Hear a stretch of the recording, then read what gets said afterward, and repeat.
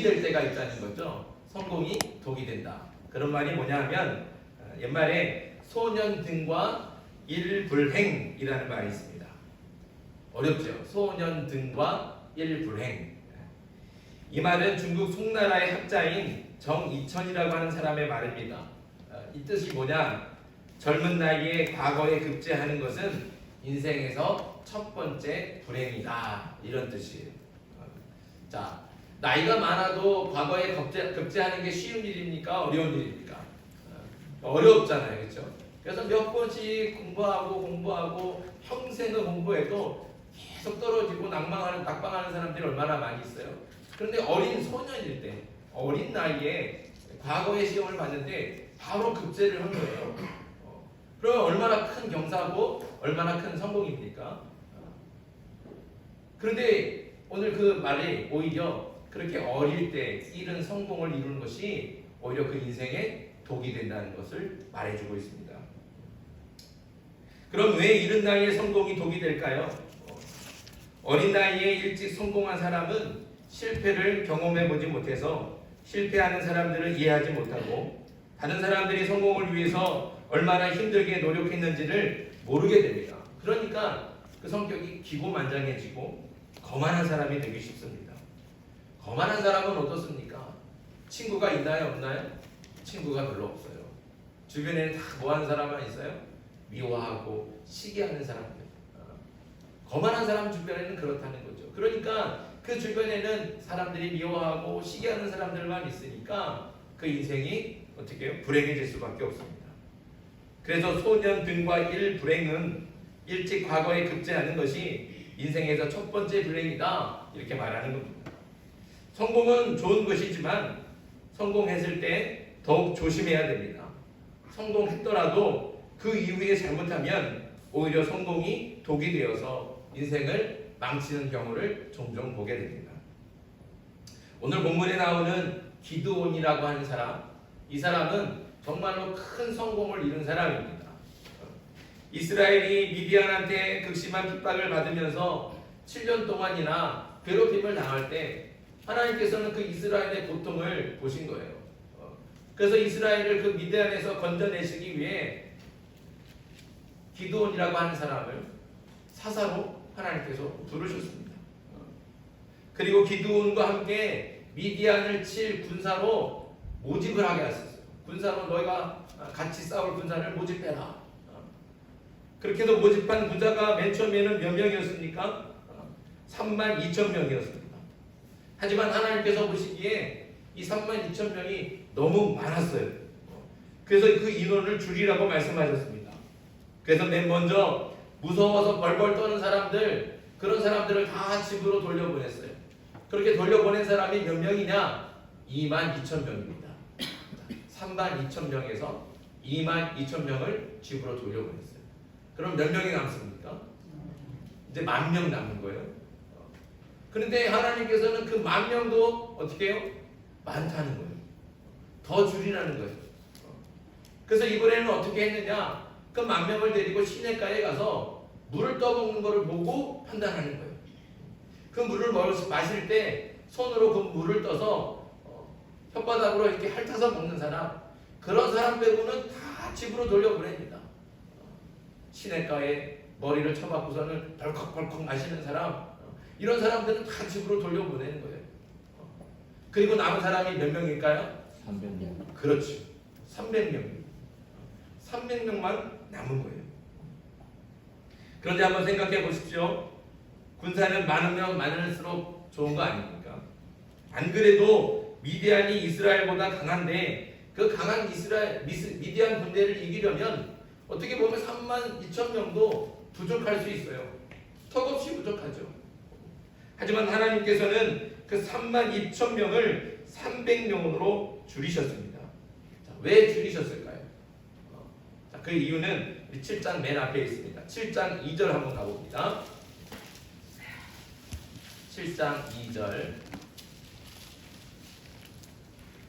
7장 2절 말씀 같이 한번 읽습니다. 시작. 여호와께서 기드온에게 이르시되 너는 따르는 백성이 너무 많은즉 내가 그들의 손에 미디안 사람을 넘겨주지 아니하리니 이는 이스라엘이 나를 거슬러 스스로 자랑하기를 내 손이 나를 구원하였다 할까 함이니라. 아멘. 하나님께서 뭐라고 걱정하시는 거예요? 너희가 너희 손으로 스스로 자랑하기를 내 손이 이스라엘을 미디안에서 구해냈다. 무슨 뜻입니까? 이스라엘이 미디안을 이겼을 때 군대의 숫자가 많으면 군대의 힘으로 또 자신들의 능력으로 미디안을 이긴 줄로 착각할까봐, 그래서 아예 그런 생각을 못하게 하시려고 군대의 숫자를 그렇게 턱없이 말도 안 되게 줄이신 겁니다. 그래서 어떻게 됐습니까? 그 300명의 용사들이 무려 13만 5천 명이나 되는 미디안 군사들을 다 물리치게 되는 거예요. 더 놀라운 사실은 뭔지 아십니까? 자, 오늘 말씀 7장 20절 봅니다. 20절, 7장 20절. 7장 20절 같이 한번 읽습니다. 시작. 새 내가 나팔을 불며 항아리를 부수고 왼손에 횃불을 들고 오른손에 나팔을 들어 불며 외쳐 이르되 여호와와 기드온의 칼이다 하고. 아멘. 자, 이스라엘의 군대의 왼손에는 뭐가 들고 있습니까? 왼손에는 뭘 들고 있어요? 횃불이고. 그럼 오른손에는 뭘 들고 있습니까? 나팔을 들고 있어요. 한 손에는 횃불을 들고 있고 한 손에는 나팔을 들고 있어요. 뭐가 빠졌습니까? 전쟁에 가려면 뭘 가지고 나가야 돼요? 칼이 있어야 돼. 칼이. 근데 칼은 없어요. 칼을 가지고 나가지 않았다는 거죠. 칼이 없이도 이 전쟁을 이긴 겁니다. 전쟁에 나간다고 하면 적어도 칼 한 자루씩은 다 가지고 나가야 되지 않겠습니까? 누구라도 그렇게 생각할 겁니다. 그게 상식이고 기본입니다. 하지만 하나님의 방법은 사람의 생각과 상식을 뛰어넘고 세상의 방법을 무용지물로 만들어버립니다. 그렇게 인간의 상식과 생각을 뛰어넘어 일하시는 하나님께서 기드온과 300명의 용사들이 칼도 없이 나팔과 횃불만으로 미디안을 이기게 하셨습니다. 그러니까 이 승리는 누가 이기게 하신 겁니까? 하나님이 하신 거예요. 누구의 힘으로 이긴 겁니까? 하나님의 힘으로 이긴 겁니다. 이거는 사람의 힘으로 낼 수 있는 일이 아니라는 거죠. 이스라엘 군대의 힘도 아니고 기드온의 능력도 아닙니다. 하나님의 힘으로 이겼습니다. 하나님께서 이기게 하셨습니다. 이 모든 것들은 하나님께서 하신 일이라는 것이죠. 이렇게 하나님께서는 사람의 생각과 상식과 또 세상의 방법, 이 모든 것들을 뛰어넘어서 역사하시고 하나님의 방법으로 하나님의 뜻을 이루셨습니다. 사람이 생각할 때는 도저히 안 되는 거예요. 생각해 보세요. 13만 5천 명인데 몇 명이 싸웠다고요? 300명이 싸웠어요. 그런데 그들은 뭘도 없어요? 칼도 없어요. 이겨요, 져요? 그건 지는 거예요. 사람의 생각으로는, 세상의 방법으로는 절대로 이길 수가 없는 싸움입니다. 그런데 어떻게 됐습니까? 이겼다는 거죠. 왜요? 누가 하시십니까? 하나님께서 하십니다. 하나님께서는 이렇게 우리의 생각 밖으로 역사하시는 거예요. 우리의 생각을 뛰어넘고 우리의 상식을 뛰어넘어서 세상의 방법을 이겨서 오히려 하나님의 방법으로 세상을 이기는 것이 하나님의 일인 줄 믿습니다. 하나님은 이렇게 일하시는 거예요. 우리 하나님이 이런 분이라는 것을 알고 믿는다면 우리가 해야 될 것은 그럼 무엇이겠습니까? 내 생각대로 막 움직여야 됩니까? 내 뜻대로 내가 계획을 세웠으니까 이것은 반드시 이래야 돼, 주장해야 되겠습니까? 그러지 않는다는 거죠. 하나님은 내 생각을 뛰어넘어서 역사하십니다. 우리의 상식을 뛰어넘어서 일하십니다. 그러니까 그런 하나님을 믿는다면 우리는 그런 하나님한테 순종하는 거예요. 우리가 해야 할 일은 바로 순종입니다. 겸손히 나를 낮추고 하나님의 뜻에 자신을 맞추는 겁니다. 그렇게 순종하는 것이죠. 기드온과 300명의 용사가 만약에 인간의 상식 속에 갇혀있는 사람들이었다면, 상식을 뛰어넘어 역사하시는 그 하나님을 믿지 않았다면 하나님이 나팔과 횃불을 들라고 하셨을 때 과연 하나님의 말씀을 순종했을까요?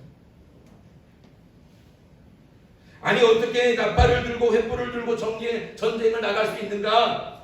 불안하고 두려워서 하나님께서는 나팔을 잡아라, 한 손에는 횃불을 들어라 말씀하시지만 마음이 불안하면, 하나님을 믿지 않고 그 말씀에 순종하지 않으면 나팔을 내팽겨주고 횃불을 내팽겨주고 한 손에는 칼을 들고 한 손에는 화살을 잡았을 거예요. 그러고 전쟁에 나갔을 거예요. 그래야 안심이 되지 않겠습니까? 그래야 이길 수 있겠다 이런 마음 가지고 나가지 않겠습니까? 그러나 그렇게 나가면 어떻게 됩니까? 하나님의 말씀을 거역하는 거예요. 결국 그렇게 나가면 자기 생각에는 이길 것 같았지만 절대로 이길 수가 없게 되는 거죠. 그러나 기드온과 300명의 용사들은 의심 없이 하나님의 말씀에 순종했습니다. 그래서 칼을 버리고 나팔과 횃불을 들어섰습니다. 사람의 생각과 상식과 세상의 방법을 버리고 하나님의 뜻에 순종하는 겁니다. 이렇게 순종할 때 칼도 없이 전쟁에는 아무 쓸모가 없을 것 같은 횃불과 나팔만 들고도 그 많은 군대를, 그 13만 명이나 되는 그 대군을 한 달에 다 이겨낼 수 있었던 겁니다. 때때로 우리는 내 생각과 계획이 완벽한 줄 알고 또 내 상식과 방법 외에는 다른 방법이 없겠다 이렇게 착각할 때가 있습니다. 그래서 내 방법과 내 뜻을 고집하느라 하나님의 방법을 무시하고 또 외면합니다. 또 하나님의 말씀을 거역하고 하나님의 뜻에 불순종할 때가 있습니다. 나를 버리고 하나님을 따라가야 되는데 자꾸 내가 앞서 나가면서 하나님 보고 나를 쫓아오라고 말하는 거예요. 내가 하나님의 방법에 맞춰서 따라가야 되는데 거꾸로 내 방법을 주장하고 고집하면서 하나님 보고 내 방법을 따라오라고, 내 방법에 맞추라고 고집하는 거예요. 그러나 하나님보다 앞서는 것, 내 생각과 방법을 고집하는 것, 이것이 바로 교만입니다.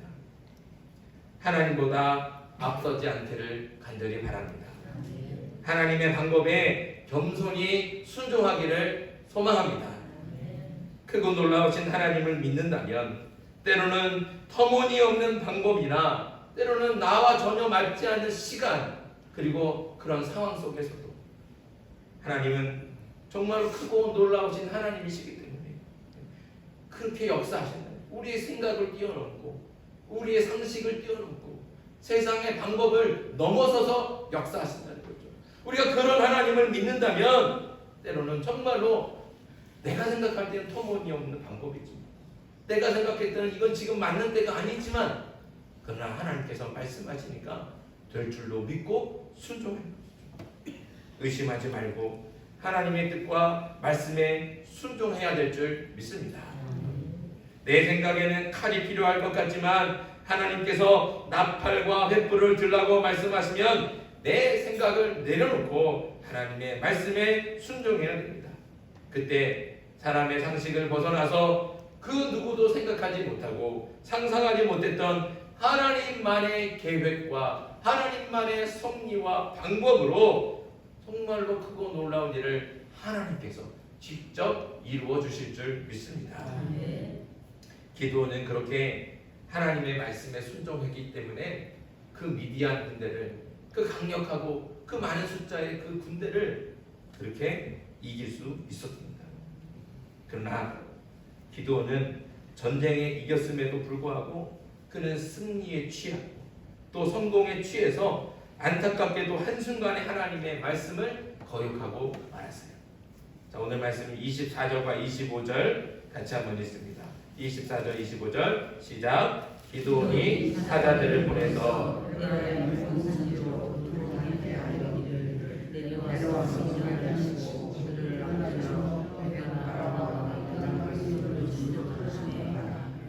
이에 에브라임 사람들이 다 모여 벳바라와 요단강에 이르는 수로를 점령하고 또 미디안의 두 방백 오렙과 스렙을 사로잡아 오렙은 오렙바위 위에서 죽이고 스렙은 스렙 포도주 틀에서 죽이고 미디안을 추격하였고 오렙과 셈의 머리를 요단강 건너편에서 기드온에게 가져왔더라. 아멘.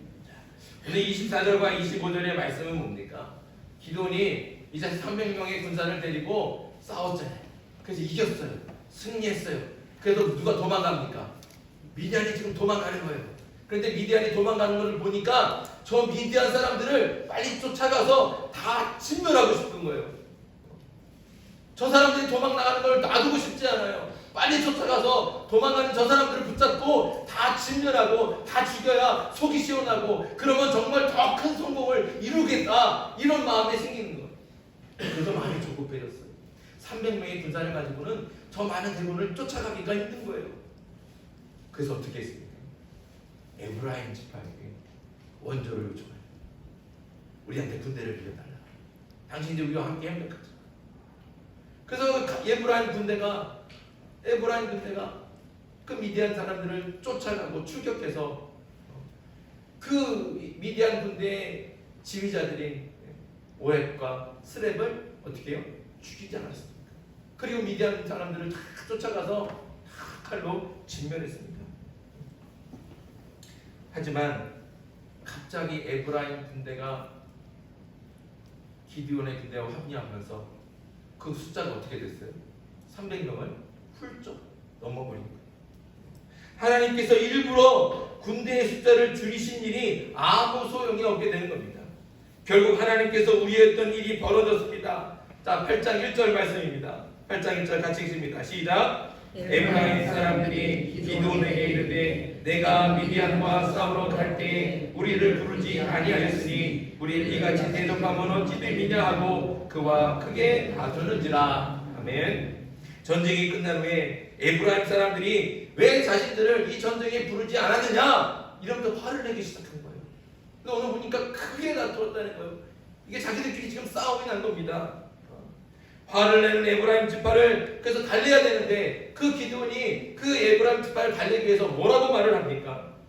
자, 오늘 말씀이 2절과 3절입니다. 8장 2절 3절 시작. 기드온이 그들에게 이르되 내가 이제 행한 일이 너희가 한 것에 비교되겠느냐? 에브라임의 끝물 포도가 아비에셀의 만물 포도보다 낫지 아니하냐? 하나님이 미디안의 방백 오렙과 스렙을 너희 손에 넘겨주셨으니 내가 한 일이 어찌 능히 너희가 한 것에 비교되겠느냐 하니라. 기드온이 이 말을 하매 그때 그들의 노여움이 풀리니라. 아멘. 자, 우리가 길게 읽었지만 기드온이 말하는 요점이 뭡니까? 핵심이 뭐예요? 에브라임 사람들아, 화내지 마라. 너희가 정말 큰 일을 했다. 이 전쟁은 너희 때문에 이긴 거야. 너희가 다 하지 않았느냐? 이렇게 얘기하고 있다는 거죠. 하나님께서 스스로 자랑하며 내가 구원했다 이렇게 할까봐 걱정이 돼서 그래서 숫자를 줄이신 거 아닙니까? 그런데 하나님께서 걱정하셨던 그 일이 어떻게 해요? 지금 벌어지고 말아요. 하나님께서 내가 구원했다 이렇게 말하게 하지 않으려고 숫자를 줄이셨는데 지금 기드온은 뭐라고 얘기하는 거예요? 에브라임아, 네가 전쟁에서 이기지 않습니다. 네가 다 이긴 거다. 너 때문에 우리가 이겼다. 결국 그 안에는 누가 없습니까? 하나님이 없어요. 하나님이 사라졌어요. 하나님은 문대가 되었고 사람이 주인공이 되었습니다. 승리의 공이 하나님이 아닌 에브라임에게 돌려졌어요. 물론 에브라임이 시비를 거니까 그 에브라임 사람들을 어떻게든 안심시키고 안정을 시키려고 하다 보니까 그렇게 그 사람들을 죽여 세우고 그래서 어쩔 수 없이 이렇게 말했을 거예요. 하지만 어쨌든지 간에 결국에는 그 승리의 공이 누구에게 간 겁니까? 사람에게 간 거예요. 사람.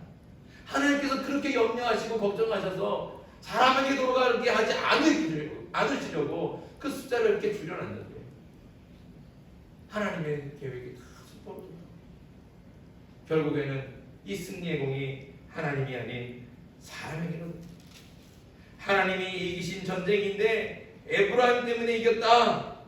이게 말이 됩니까? 그런데 이스라엘 백성들은 여기서 멈추질 않아요. 우리 뒤로는 한번 넘어갑시다. 8장 22절이에요. 8장 22절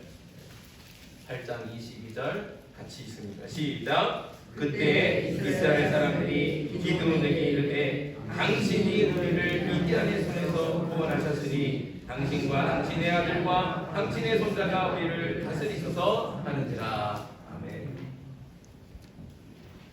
미디안과의 전쟁은 하나님께서 하나님의 방법으로 승리하게 하신 것이고, 미디안의 손에서 이스라엘을 구원하신 것도 하나님이신데, 이스라엘 백성들은 지금 누구가 이스라엘을 구원했다 말하고 있습니까? 기드온이 했다. 이렇게 이스라엘 사람들은 하나님을 잊어버렸습니다. 이들의 눈에는 하나님은 보이지 않고 기드온만 보였습니다. 기드온은 의도하지 않았겠지만 사람들은 하나님께 올릴 그 영광을 기드온에게 돌리면서 기드온이 하나님의 영광을 가로챈 거나 마찬가지가 되고 말았습니다. 이것이 기드온이 타락하는 결정적인 요인이 되었습니다. 결국 기드온은 황금으로 에봇을 만들고 이스라엘 백성들로 하여금 그 에봇을 음란하게 섬기는 그런 안타까운 죄, 큰 죄를 범하게 되고 말았습니다. 하나님이 택하여 부르시고 민족을 구원할 사사로 세우신 그 기드온인데 어떻게 그 이스라엘 백성들을 죄 가운데로 인도하고 말았습니까? 왜 그렇게 됐습니까? 앞서 300명의 용사들과 함께 나팔과 횃불만으로 하나님께서 미디안을 이기게 하시고 이스라엘을 구원하셨는데, 그렇게 승리하고 성공한 후에 기드온이 그 성공에 취해서 더 큰 성공을 얻으려다가 하나님의 뜻을 잊어버리고 하나님의 말씀을 거역했던 겁니다. 성공보다 중요한 것은 무엇입니까? 하나님의 말씀을 따르는 것이고 그 뜻에 순종하는 거예요. 하나님의 영광을 가로채지 않으려면 일의 성과에 목을 내기보다는 끝까지 하나님의 말씀에 순종해야 됩니다. 순종이 먼저라는 것이죠. 성공이 눈앞에 보여요. 내가 이렇게 하면 더 큰 성공을 이루겠다. 그 욕심에 하나님 말씀을 거역하면 그 앞에 있던 성공은 다 오히려 인생의 독이 되고 마는 것이죠. 순종에 성공해야 일에도 성공할 수 있습니다. 나는 연약하고 부족한데 하나님께서 도와주셔서 일이 잘 되기도 하고 성공하기도 합니다. 하지만 그렇게 성공한 후에 더욱 조심해야 됩니다. 이 성공이 내 능력이 아닌 줄 알고 하나님의 도우심이고 은혜라고 고백하면서 성공에 취하면 안 된다는 거죠. 성공에 취하면 어떻게 돼요? 내가 뭔가 조금만 더 하면 더 완벽하게 성공할 수 있을 것 같고, 내가 조금만 힘을 더 내면 더 큰 성공을 거둘 것 같고, 내가 조금만 더 노력하면 더 높은 자리에 올라갈 수 있을 것 같은 그런 착각에 빠지는 거예요. 지금까지 도와주신 게 누가 도와주셨습니까?